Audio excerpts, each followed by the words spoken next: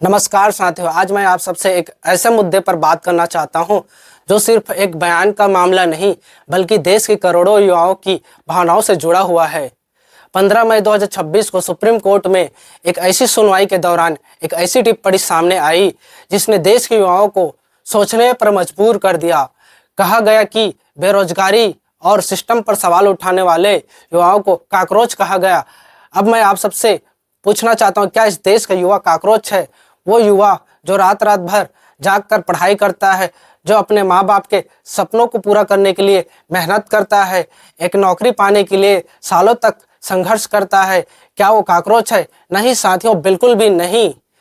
सच्चाई यह है कि आज का युवा परेशान है क्योंकि वो मेहनत करता है लेकिन पेपर लीक हो जाता है।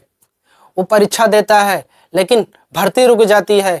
वो डिग्री हासिल करता है लेकिन नौकरी नहीं मिलती। सोचे उस छात्र के बारे में जो गांव से शहर आता है, किराए के कमरे में रहता है, परिवार की उम्मीदें लेकर पढ़ाई करता है। उसके माता पिता अपनी ज़रूरतें काट कर उसकी फीस भरते हैं और जब रिजल्ट आता है तो कहीं घोटाला, कहीं भ्रष्टाचार और कहीं सिस्टम की लापरवाही उसके सपने तोड़ दिए जाते हैं। अगर वही युवा सवाल पूछता है तो क्या वो गलत है? सवाल पूछना गुनाह नहीं है, सवाल पूछना जागरूक नागरिक की पहचान होती है।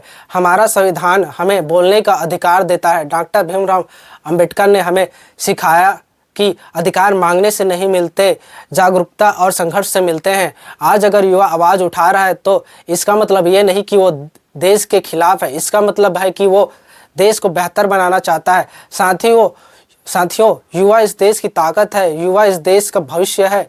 अगर युवा सवाल नहीं पूछेगा तो बदलाव कैसे आएगा? हमें गुस्से में नहीं बहना है, हमें संविधान के रास्ते पर चलना है, शांति से, मजबूती से अपने अधिकारों की बात रखनी है, क्योंकि बदलाव हमेशा आवाज़ उठाने वालों ने ही लाया है। और अंत में बस मैं इतना कहना चाहता हूँ, देश का युवा काकरोच नहीं है, देश का युवा इस देश की उम्मीद है, देश का युवा इस देश की ताकत है। और जिस दिन युवा पूरी ताकत से खड़ा हो जाएगा उस दिन हर गलत व्यवस्था बदल जाएगी। इतिहास गवाह है, जब जब युवा ने आवाज़ उठाई है तब तब बदलाव आया है। शहीद भगत सिंह ने कहा था, जिस ओर जवानी चलती है उस ओर जमाना चलता है। और आज का युवा अगर अन्याय के खिलाफ खड़ा हो रहा है, सवाल पूछ रहा है, अपने अधिकारों की बात कर रहा है, तो समझ लीजिए बदलाव की शुरुआत हो चुकी है। जय संविधान, जय भारत।